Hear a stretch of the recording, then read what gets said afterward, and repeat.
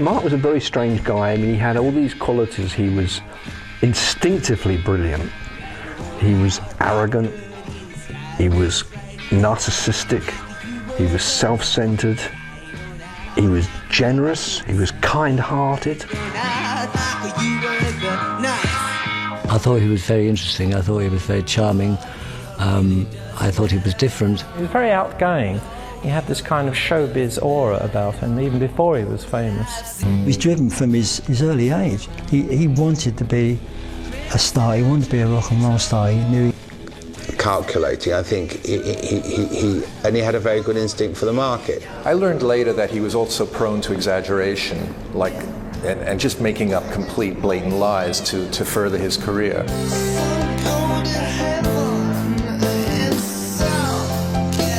There's Marc Bolan, the rock star, which is a facade. Then there was Mark Feld, who I actually got to know at one stage, who was quite insecure and introvert.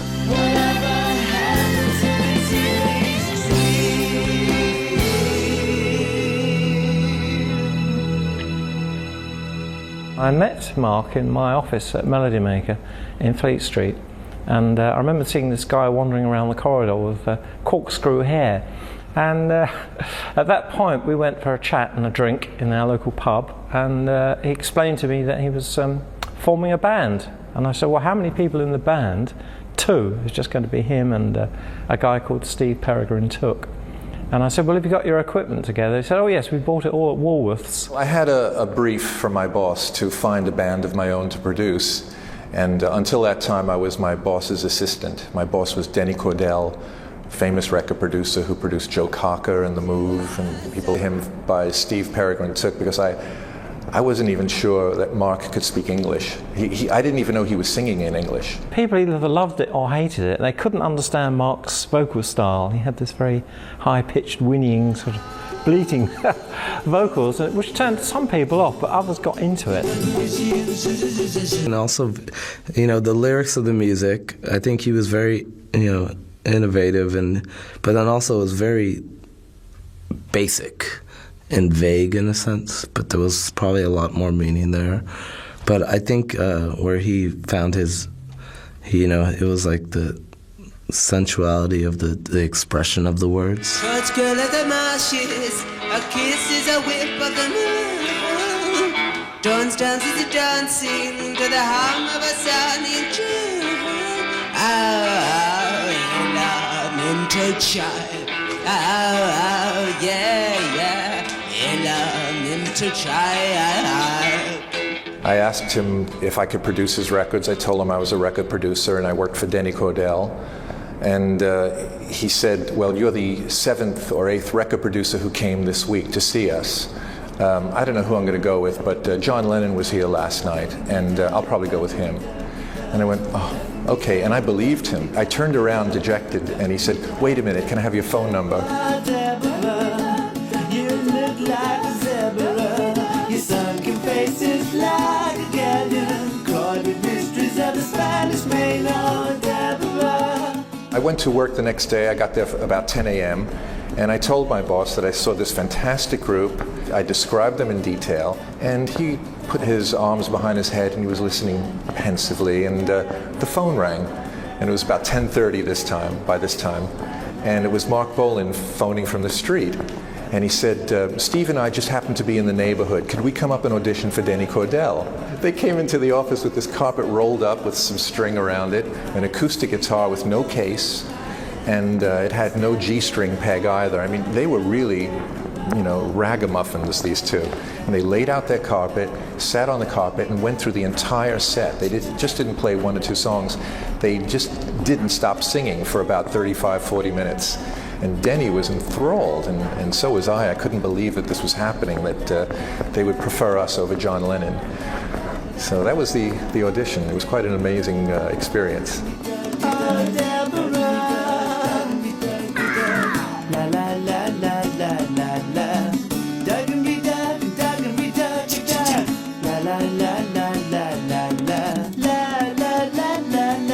Tyrannosaurus Rex were different. Nobody else was really doing an acoustic duo. There was the uniqueness of the songs and the material. However, at the same time, it's quite firmly rooted in its time. I have to admit, I find most of the first album certainly is virtually unlistenable. Like all first albums, Marc was in good shape and the songs were in great shape. I mean, he had been writing them for years, and now here was his chance to like record them. So it really didn't take that long to do the basic tracks. Right after we'd finish a song, instead of proceeding to the next song, they'd pick up the instruments, the overdub instruments, or do doo-wops, you know, do backup vocals and all that. And we'd finish the song, each song would be finished within an hour, and then we would proceed to the next song. So within the first 2 days, we did the entire 14 songs, including a single that didn't appear on that album called Deborah. Deborah was the first Tyrannosaurus Rex single. We managed to do Deborah and a B-side, and so 16 tracks in all, including a visit from John Peel, who came to the studio and he read a short story that Marc had written. We did all this stuff in 2 days. And then we spent the next 2 days mixing. So it worked out really good. Everything was just right. I mean, getting John Peel not only to read the story, but also to be the champion of Tyrannosaurus Rex was just godsend. He had a very close friendship with Marc, which I think started simply through Marc sending him early tapes and things of Tyrannosaurus Rex, knowing that John was a champion of the underdog, knowing that John was somebody who'd get behind young, precocious talent. You know, when he had a disco, John Peel disco, playing records, that's what some of us do, you know, he would insist that Tyrannosaurus Rex were on the bill. And then he'd split the dosh. Beautiful cat. The first albums were great fun. They were very good. I liked them, actually. A lot of people were charmed by them. And he did seem to be doing quite experimental music. Both Marc and I were learning how to make records. We didn't quite get it right yet. You know, we thought this Tyrannosaurus Rex, only because it's different, it's going to sell millions of records, because it's unusual. And, you know, little did I know, and little did he know, that you have to meet the public at least halfway. So I would say, if anything, Marc learned how to simplify his writing and make lyrics that were more understandable and come up with melodies and sounds that were more familiar. Tyrannosaurus Rex were a pretty successful band on the underground scene. The first single, Deborah, just narrowly failed to make the top 30. The second single, 1 Inch Rock, got to something like number 28. They quickly developed a strong following. Tyrannosaurus Rex. On a qui? Ti quoi?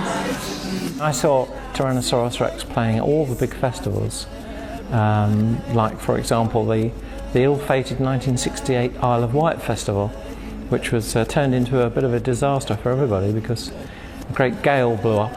And then poor Tyrannosaurus Rex had to come on and perform in the freezing cold, and you could barely see Marc because he would always squat on his haunches, and with Steve next to him rattling on the bongos, it was very hard to actually see them at all. I said to him that I thought he should really think about whether he shouldn't, you know, go electric, so that he could stand up so that people could see him. Low stage, sitting down, no one, and people standing up, no one beyond the first 3 rows could see him. So I thought, well, if you stood up, that might help. If you had an electric guitar, you better amplify it so people would better hear it. And, you know, isn't that a good idea? No, that wasn't a good idea. It was ignored completely. One of the most important figures in his early career, and somebody that really can't be given enough credit, was his wife, was June, because she was a very smart cookie. I bought this whole thing as to who he was and what he was and what it was about, and it was about the kids, man. It was really beautiful, and everything is lovely, and, you know, we're moving on a higher plane. And then he started having a romance with our secretary, called June Child. And she describes him somewhere as looking like a combination of Bob Dylan and Biggles. And she sort of fell in love with him almost at first sight. She wasn't doing anything because she was sort of sitting there looking into his eyes, and he was sitting there looking into her eyes and sitting cross-legged and playing guitar to her. Or, you know, it was like, oh no, this is just sickening. So we said, look, June, you can do one of three things. You can leave and go off and live with Mark and just get on with your life. You can stay with us, which is our preferred solution, but, you know, be professional so that, you know, of course you can do phone calls and things, but let's not have any snogging in the office. Or you can you know, you can look after Mark within the office, but all in the context of, you know, in other words, you can stay as our assistant, but, you know, you can be in charge of looking after Mark. So that evening, a note came through the door, the note that I have always regretted losing, and it said, I'm going to leave because I can't have you messing with my art by telling me to go electric. Words to that effect. Very small note, sort of torn off of an envelope, you know, put through the door. And in hindsight, you have to say, well, that was probably an excuse. He thought, right, June is the person who does all the work. She does it. I don't need these old geezers in the back. You know, I'm paying them money. You know, if I pay June, I'm paying myself money. We can do it ourselves. She knew about promotion and about getting people on the road. And it was her energies and togetherness that actually got him moving as Tyrannosaurus Rex, and she did a lot of hard work. She was his mother, his wife, his lover, his secretary. She did everything. Stability. She enabled him to write and to be creative. Mark was quite a self-contained little unit, really, and in the early days he was quite broke. You know, he had the support of June, his wife, and they lived together in a tiny flat in Blenheim Crescent. Mark's studio, which was very funny, it was in the corner, was a little curtain, and it said in handwriting, like a child's handwriting, Toadstool Studios, they said. And in this little booth was a microphone and a tape recorder and a guitar, and that's where Mark wrote his songs and got it all together. And I remember actually sitting with Mark one evening, and he gave me a pair of bongos, so I was Steve Peregrine Took for half an hour.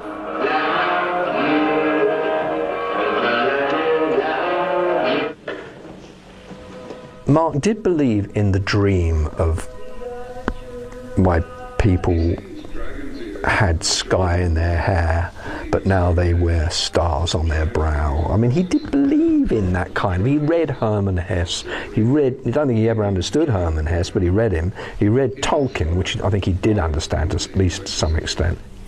But I'm not sure that the dream of Elvis was very far from his mind.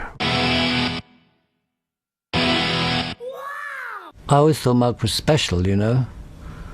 Once I was hipped to what the vibe was. I thought he was a very special cat.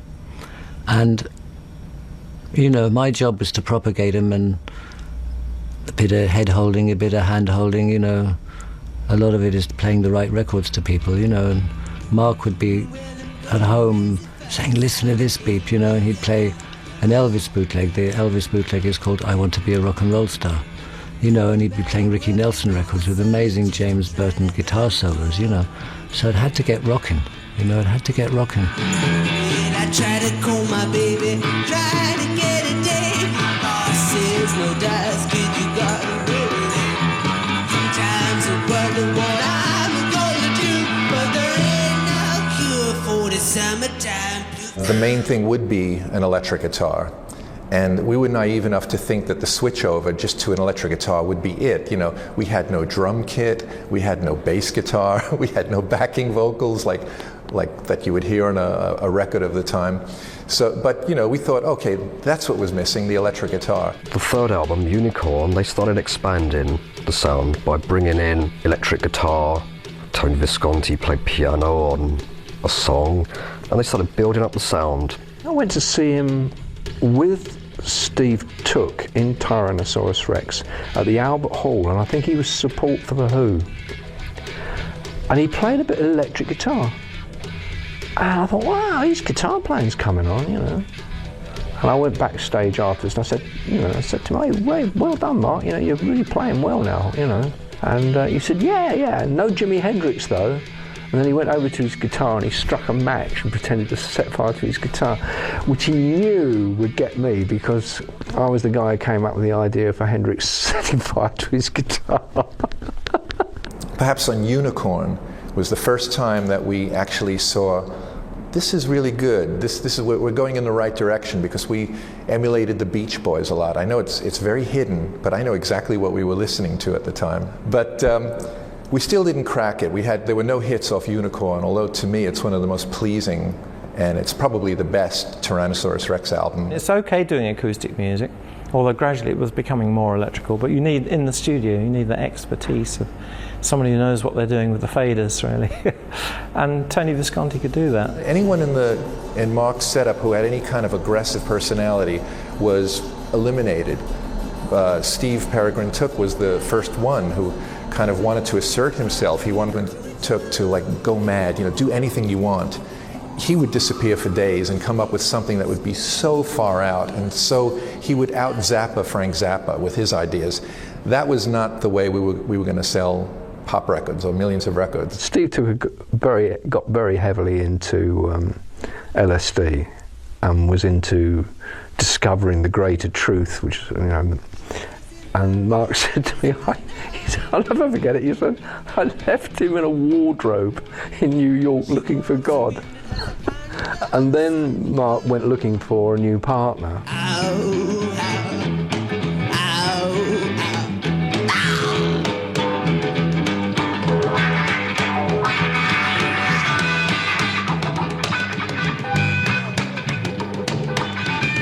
Mickey Finn was a rock and roller, and he was a real basic guy, a cool guy. I really liked him. And that was another missing element, that Marc needed a little bit of more grounding. He needed a bit more grounding, which Mickey Finn provided for him. He knew Mickey Finn from somewhere before. They'd either worked together or he was on the scene around, and he saw him as a very good-looking kind of clothes horse figure that could do a little bit of back and look good. It was the look. Mickey was the court jester who made Marc laugh, and made, you know, it was a feel-good factor.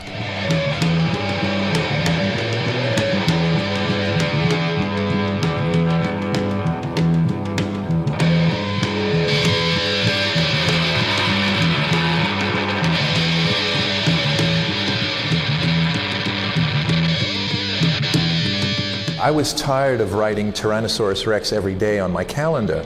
I can't even pronounce it.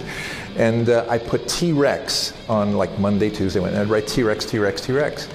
And Marc came in one day and he saw that and he goes, hey man, I don't like that. He goes, the name of the group's Tyrannosaurus Rex, man. And I said, I'm sorry, Marc, but I'm going to get writer's cramp if I write Tyrannosaurus Rex for every month, every day of the month. So he went, okay, you know. And shortly afterwards, he changed the name to T-Rex. Marc was very much a hero of the underground because all the hippies loved him, and you know, no hippie gig was complete without Tyrannosaurus Rex. So there were rumblings of discontent when he launched T-Rex and suddenly became this proto-rock star. One week we were promised our very first front page on the Melody Maker. It would have been the first music paper front page. And the music papers were very important. You know, you had Melody Maker, NME, Sounds, Record Mirror. And it didn't happen. At the last minute it fell through, but somebody else got on the cover, you know. And I was very upset. Marc said, don't worry, man, there's going to be plenty. Marc was an opportunist who always wanted to be a star, and that's what sometimes I think people forget. And he always said it, he was quite open about it. I want to be a rock and roll star, I want to be Elvis Presley, I want to be bigger than the Beatles, you know. And when he saw the opportunity to dump one aspect of it, he moved very swiftly on to the next stage, that was Ride a White Swan.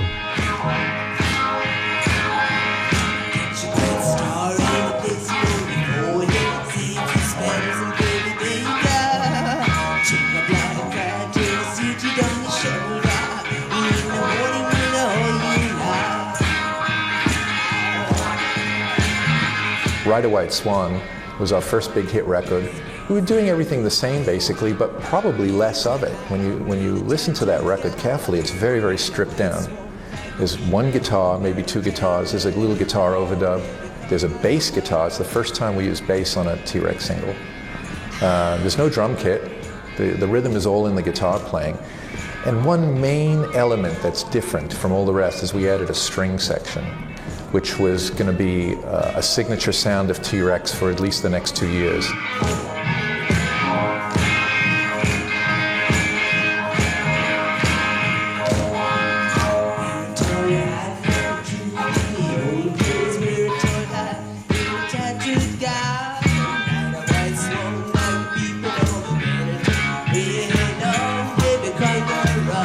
I remember when Ride a White Swan was first released, and he started to get a little bit downhearted, and he was angry. I'd never seen him angry before, and he was very bitter that the radio weren't playing Ride a White Swan, and he was complaining that it wasn't going up the charts, and he really felt that it should do. He put everything into that record, and it meant an awful lot to him.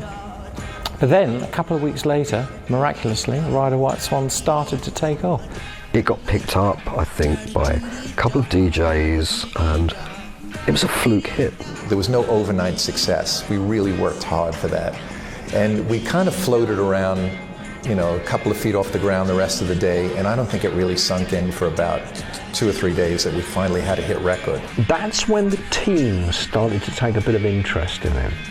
The young girls started to take interest in him, and he picked up on that quite quickly. I always felt that Marc Bolan, though, he should be a rock and roller, because he was a rock and roller, so why not bloody well rock and roll? You know, bass, drums, hit the thing, let's go, plug in, let them scream, great. Marc said, I want to do this with a band. Finally, it was his decision. In the interim, we actually did a couple of gigs together. Because of Ride a White Swan, I did a few gigs on bass with T-Rex. And one day, you know, Marc realized I couldn't be the band's bass player because I was producing other people and I couldn't go on the road. And he said, I found a guy called Steve Curry. So Steve joined the group first, and he was all set to play on the next single, which was Hot Love. And Marc needed a drummer. Thank you. Well, I was playing in a band in Southend called A Legend, and we was making an album at Advision Studios, and the producer was Tony Visconti. Now Bill, I always thought was a great drummer. He was very basic, and then when you wanted Bill to play a fill, it was that lovely, warm, slow, cascading Ringo Starr kind of fill. So I said to Marc, I think I found your drummer for the recording session. We were just booking Bill for 15 quid. The funny thing about it was I went out and bought all the old Tyrannosaurus Rex albums, and I'd never heard of this, you know. And yet when I actually went to do the session, it was totally different. She's my woman of gold, she's not very old. She's my woman of gold, she's not very old. I just walked into the studio, said hi, and sat down and we did the songs. One was Woodland Lock and the other one was Hot Love. It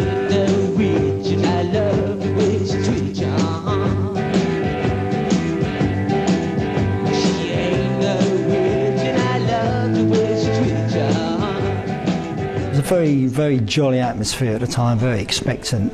And I think what happened was that Ride a White Swan was number 2. And he had high hopes for everything. I mean, it was all pretty new to me, but he looked pretty happy at the time. And Steve had just joined the band, and Mickey was dancing and tiptoeing around like he always does, you know. But yeah, it was a good atmosphere going on. By the end of the session, Marc fell in love with Bill, and he said, you know, you're going to join my band, you're in my band. And he says, oh, okay, but I'm already in a band. He goes, nope, you're in my band. And what's your name? He goes, Bill Fifield. He goes, I don't like that. You're in a band called Legend. I'm going to call you Bill Legend. So that's how I dubbed the Bill Legend. It was really, really funny. She ain't not a witch, and I love the way she treats you.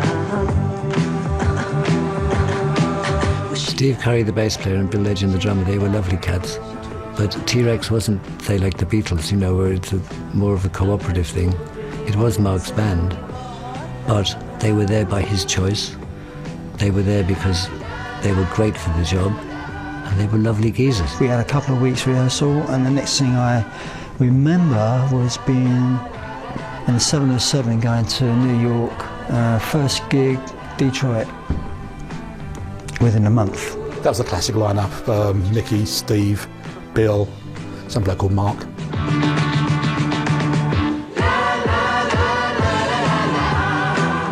At that stage, it was fun to be with them. It was a family. You were all part of the family. All I mean, there was them. There was BP Fallon, and there was Mick O'Halloran and myself. We were all family and June, and they treated us like that.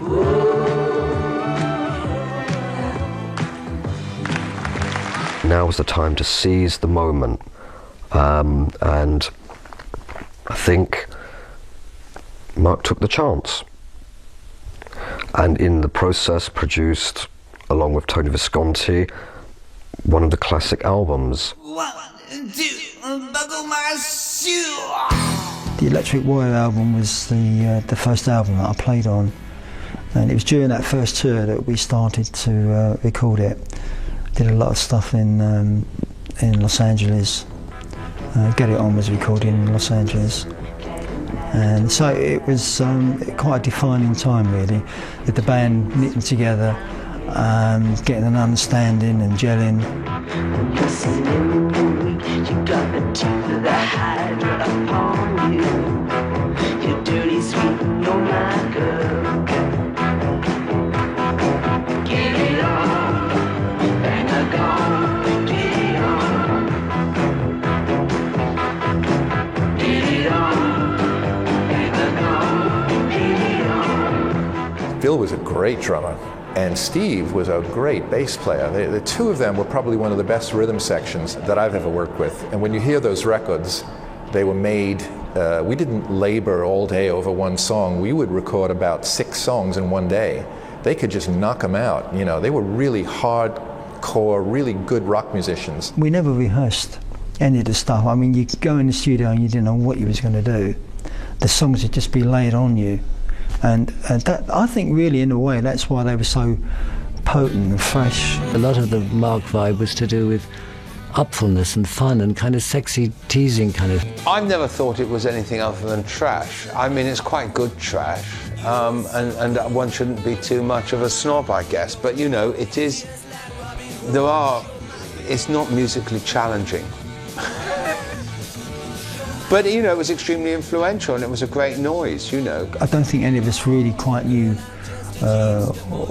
where we was going or what was happening. We was actually just doing stuff. I mean, whether... Imagine this word T-Rextasy, you know, that big sort of flaming pie, T-Rextasy written on it, you know.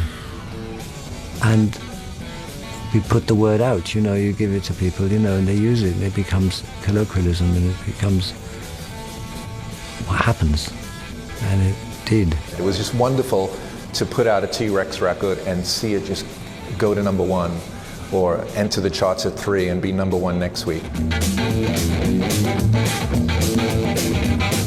Suddenly, overnight, he was a top 10 pop star, appearing on Top of the Pops and being screamed at and chased down the street by thousands of adoring fans. You know, to be in a car with all these girls on top, and at one point we had to put our feet, like lie on the thing and put our feet up in the air to stop the car roof coming down, you know. And it was a mixture of exhilaration and terror. I thought that he was the bopping elf, and that you know, when he turned into the superstar supremo, I was absolutely bowled over, and I was really annoyed that I wasn't getting the money.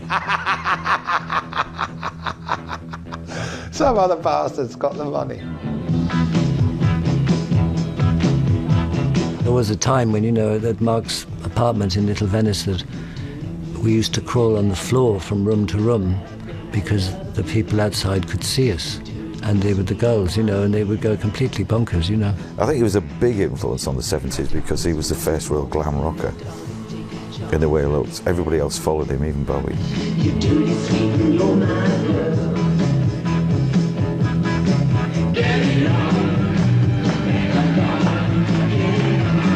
was the originator. He was the first person to ever appear on TV with a bit of glitter under his eye and things. I mean, he kind of like definitely launched that whole glam rock thing. I don't think he went out to invent glam rock at all.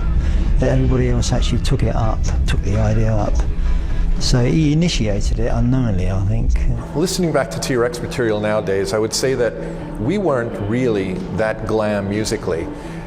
We certainly started the movement with clothing. I think it was more of a social phenomenon. It was a fashion statement that Marc was making. The music is rockabilly, it's R&B, it's Chuck Berry revamped.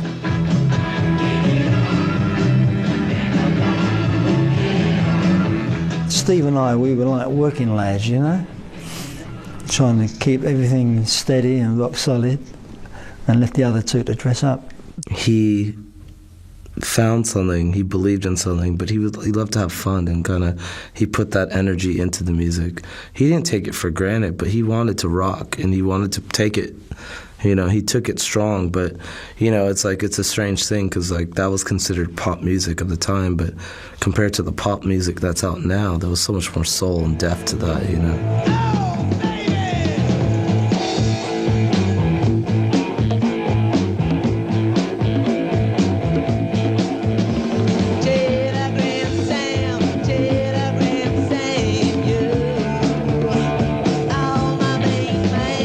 I'm a guitarist, I'm a bassist, and I write strings. I'm a backing vocalist, I could sing, and we used Flo and Eddie, who used to be with Frank Zappa, and they used to be the Turtles. We used them up until Get It On, and then afterwards they wanted to be paid. And Marc said, forget about it. I thought they were doing it just for the vibe. So we didn't use Flo and Eddie afterwards because Marc didn't want to pay them. And so he turned to me one day, say on Telegram Sam, and he said, you can sing high, can't you? And I said, yeah, I can sing falsetto, you know. So I took the place of Flo, and Marc took the place of Eddie. And all the backups you hear from Telegram Sam onwards are Marc and myself. None of the other group members could sing.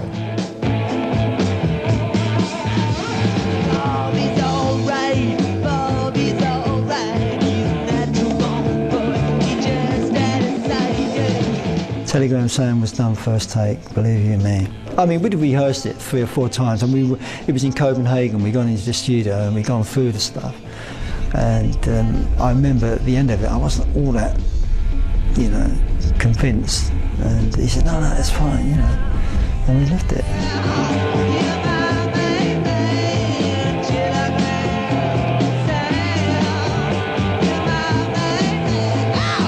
There's a whole string of tunes which you seem to be churning out almost to order, really. When someone's at their peak and you every other week you're at Top of the Pops, and you're at Wembley you're the first band to sell out Wembley Arena since the Monkees and the Beatles. You know, in those days the capacity was 8,000, and we did 2 shows on a Saturday. You know, that's a highlight. When T-Rex Dizzy King was kicking in Super Treble Mega, you know, you'd have kind of the Lord Mayor would come with his or her children, you know, into the dressing room wearing this big old chain thing, you know, and would invariably get stoned inadvertently because, you know, Marc didn't smoke jazz woodbines, but I certainly did, you know. And these people would go out there well wafted, you know, and then dig the gig.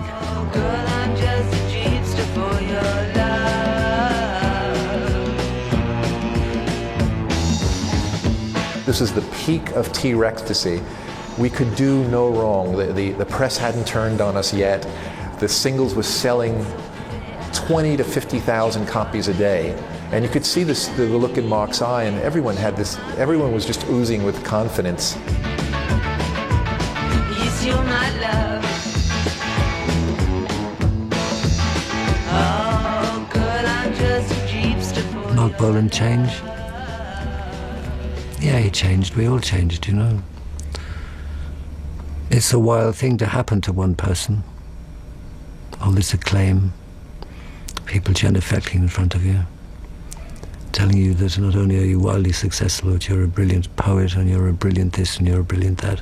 I think the arrogance, of course, started to come in around late 71, when the deal with Straight Ahead was ending. Marc wanted total control of what he was recording, the business side of things, the financial side of things. When Marc started his own record label, he seemed to be overburdened with too many things. It was, in the early days, he was just a recording artist, but now he was an entrepreneur, a record label CEO, and really having more meetings about money and the running of the company than actually having time to sit down and write.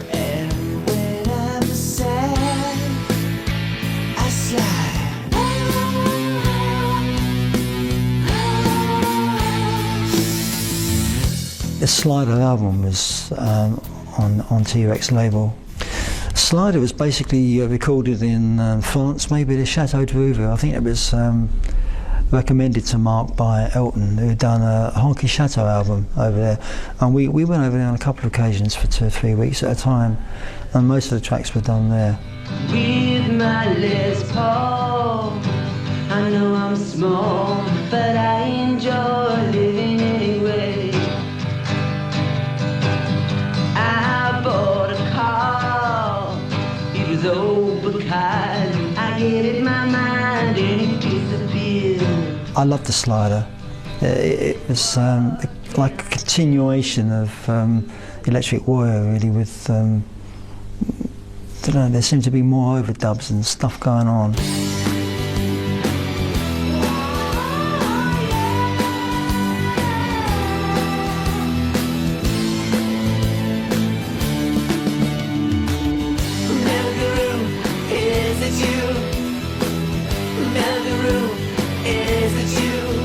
Being in the studio and hearing things like Telegram Sam and Metal Guru coming through and Slider, I got a buzz. We started sounding glam around Metal Guru. That was kind of a glam sound, you know, it was very glossy and very crispy, and it was shiny and polished and all that. You're gonna bring my baby to me. At the time, we music critics tended to look down our nose a bit at Marc at this point for repeating himself. People started to think that Marc was just doing it like rock hits by numbers, you know. The press built Marc up to destroy him. I mean, they built him up as they do everyone else. When he was on the way up, everyone was for him. And then all of a sudden he was at the top and, you know, people started sniping. Marc did try to change the sound. It's noticeable that from the end of '72, the records are a lot harder.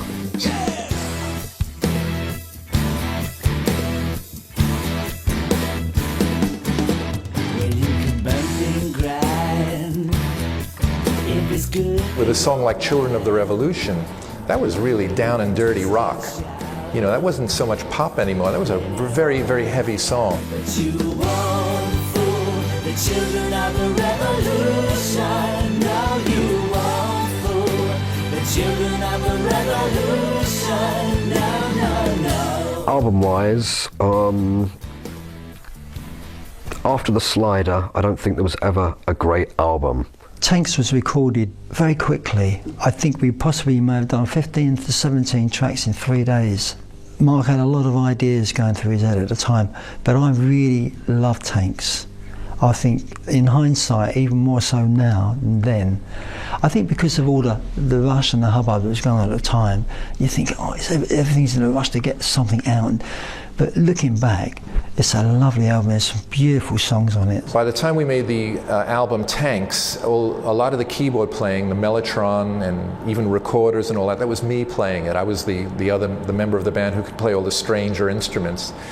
And when you get the album and you read the credits, I challenged Marc. I said, why aren't my credits there? It's just produced by Tony Visconti. He says, well, I worked it out that your name would appear more times than mine.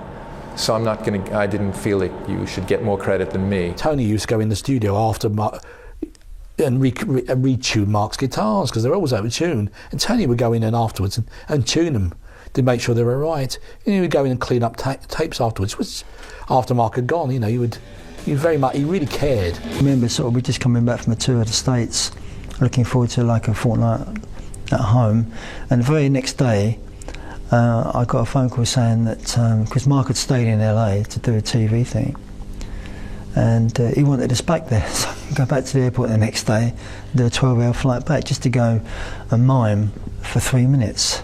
In a period where he had less time to be creative, he was really repeating himself. I had to come to that conclusion myself. It didn't go unaddressed.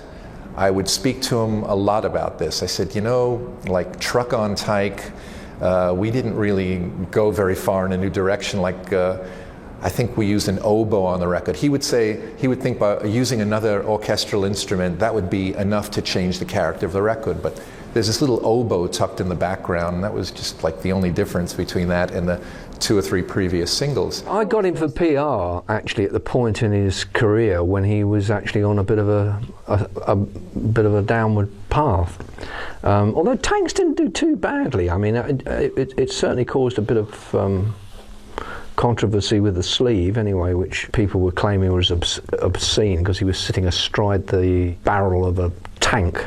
Well, the way Mark presented himself visually evolved. You know, there was even at one point the Fat Elvis period, you know, too many feather boas, you know, and just too much, you know. Beep did have a kind of integrity factor, I would call it. You know, that he wanted things to be credible. Maybe he felt that they weren't anymore, I don't know. I think it might have been difficult if you were involved with Mark early on, you know, and that was the way you saw him going. Beep and Mark created a monster. Keith Oldham had to try and control the monster. He was always upset when if he didn't make number 1, you know, but I mean, at the same time, I mean, in his mind, he would concoct a situation where he had done, you know. If it was top 10, it'd become top 3.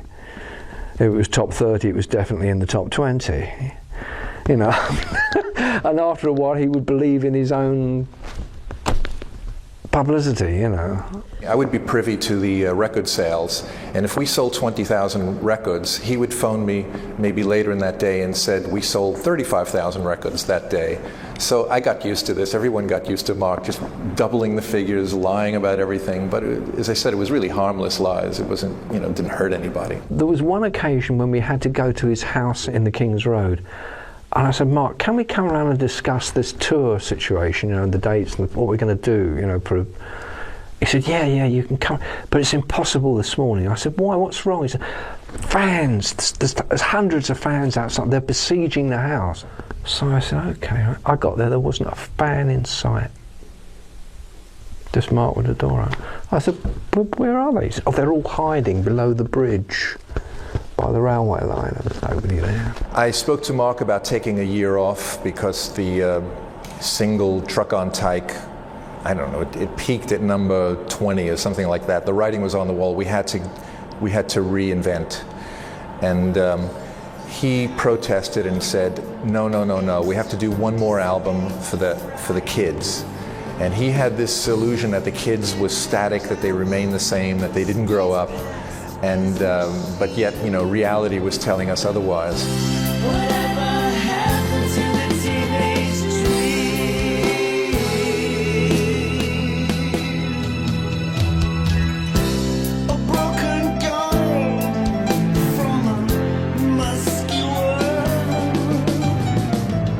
Sing Alloy was the last studio album that I played on, and I kind of sensed a different atmosphere about everything.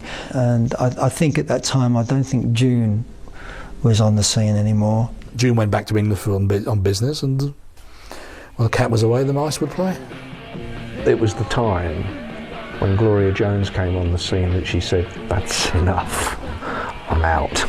Mark and Gloria Jones were like two mad children skipping through the door, you know, giggling and laughing, completely in love with what the other one was about. It was never about the money, and it was about love for her. And that's just one thing she always tries to, you know, she lets me know.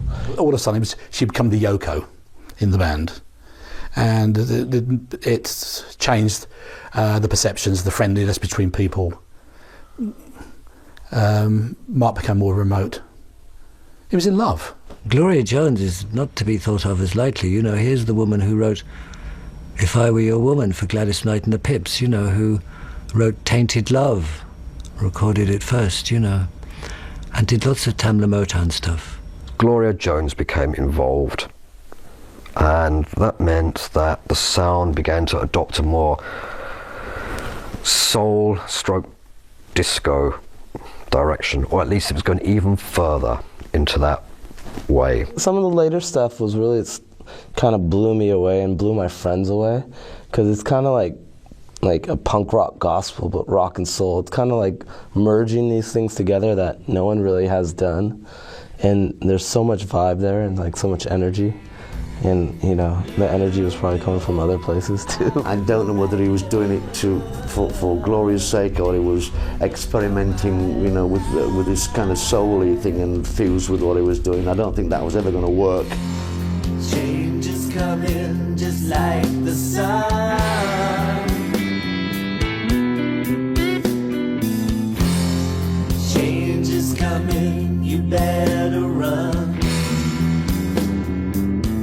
It all got a little bit tainted, the whole thing. It felt like it was all changing and coming to an end. He didn't listen to me.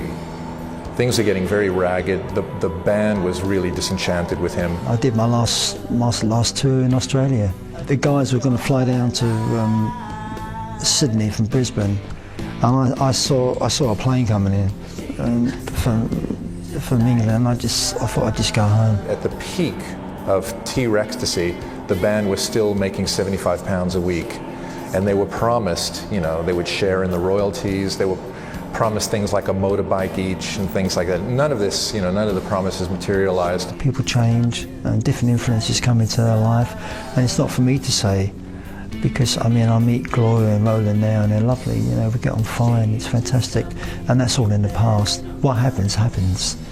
I was glad I did what I did, and it was great, you know, and just all move on. I didn't like where he was going, I didn't like where his head was.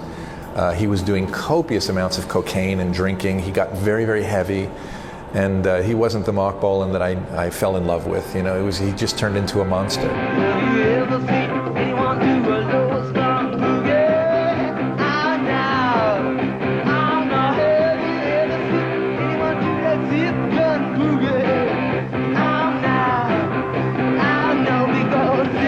With the cocaine cut in, yes, you could be recording all night and you'd end up with a load of rubbish, and we could do the same track over and over.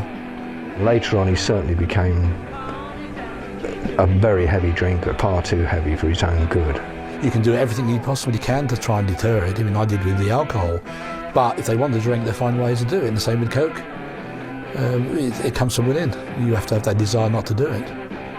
Marc was, I guess, struggling a little bit and didn't quite know which way to go, because at that time, of course, he didn't have Tony Visconti helping him.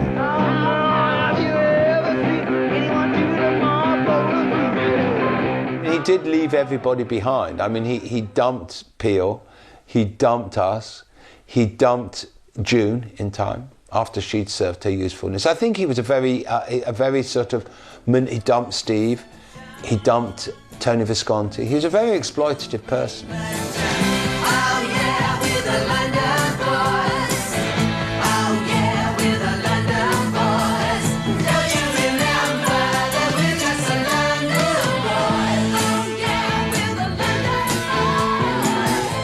Every great star go through troughs. They go through ups and downs. You know, Marc was going through a down towards the end of his life.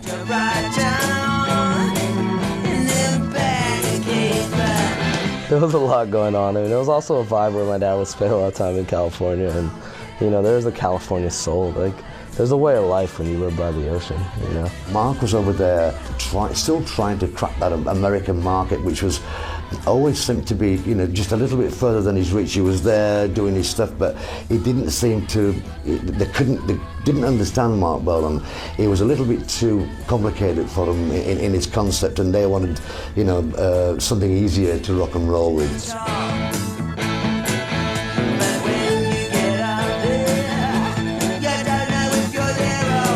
This is an illustration of one of the little columns I used to write for Marc in Record Mirror, which was a music paper of the time, which we used in order to try and keep Marc's profile alive while he was spending a lot of time in America. These are basically Marc's own words. I've been here a month now and I'm looking forward to getting back to England, especially after the exciting success of I Love to Boogie. I've been a US visitor so many times I now feel more like a time traveller than a rock star. I made my usual visit to Tower Records, as I always do before leaving the City of the Angels. It's a great store, claimed to be the largest in the world. My favourite section are the old blues records, of which they have hundreds. Stayed up late, as is my wont, being basically a nocturnal creeper, and laid down the Bolan bones as the sun rose on Bel Air. Flight flew as I got into the ancient sunny London. I felt all warm and patriotic when I returned, as I always do when I've been away for more than a month. I wheeled in Baby Roland. My main reason for coming in cooking is the release of my 20th groovy platter, Laser Love.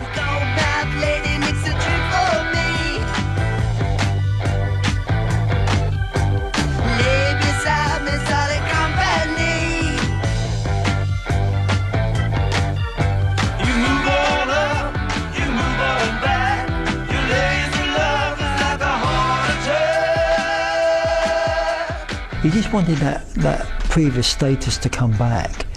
You know, he had a good band around him, and he just wanted to recreate his former status in music, and that was his overriding passion all the time, is to keep on writing music and come up with good material, and be successful. Well, you damage the soul of my soul. You pulled my love out by the roots, but I'm not such a bad boy. He'd been through his Fat Elvis period, he was making groovy records, you know, so he went on and up. Well, Dandy in the Underworld was his last studio album, and it came out in around 1977. And it's the last time I actually met Marc was when I went to Manchester Television Studios, Granada TV Studios, and he just started doing his own TV show. Remember, keep a little mark in your heart, and we'll be back the same Marc time, same Marc channel. Meanwhile, this is Dandy in the Underworld.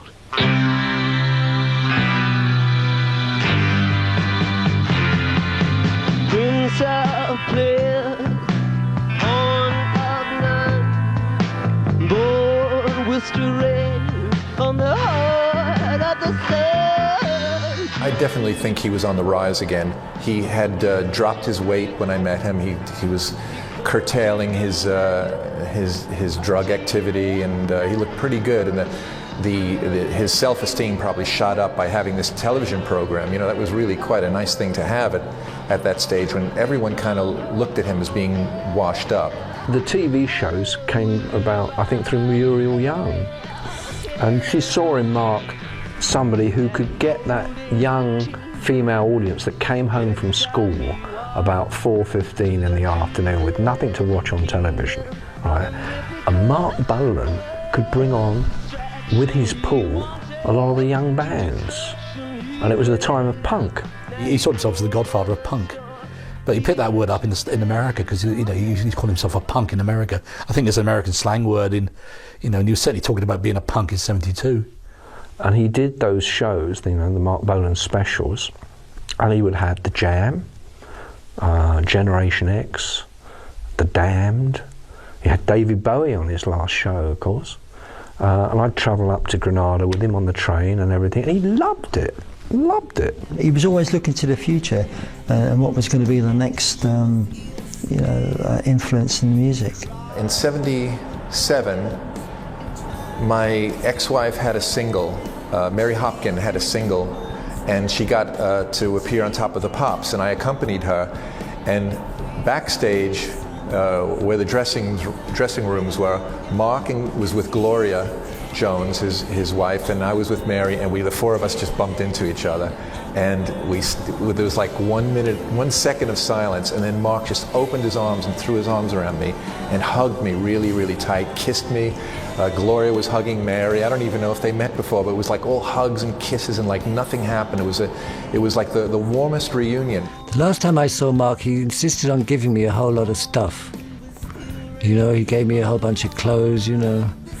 He gave me some books.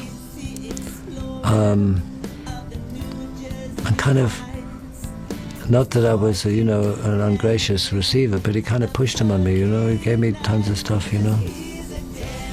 Well, I know why now.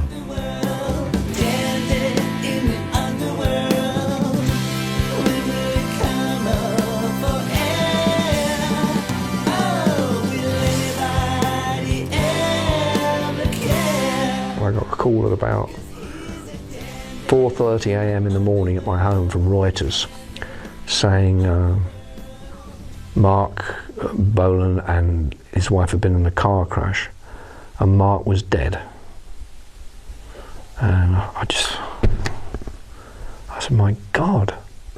It was a very sad moment. I mean, I liked Marc a lot. He was one of my clients that I would regard as a friend. Many of Marc's lyrics refer to what was going to happen. Hubcap, Diamond Star, Halo, Tyrannosaurus Rex, the eater of cars. Summer is heaven in 77. The recordings he made before he died were starting to show promise of a stronger Marc Bolan, and he would have made movies. He probably would have directed movies. It was a lot he could have done. He wasn't even 30 when he died, you know. It's a lot he could have done. It's like I knew my dad was a big rock star, but he wasn't around.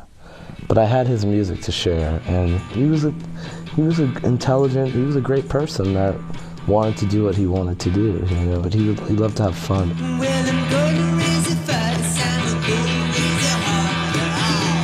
It's very sad, of course, when people die, particularly if they are friends and you love them. Of course, it's very sad, you know. But we're only sad for ourselves. You know, because there he is, you know, he's jamming with Jimi Hendrix and Carl Perkins, you know, and what have you, you know, telling Jimmy how to play the guitar, you know. Sometimes I wonder what I'm gonna do, but there ain't no cure for the summertime.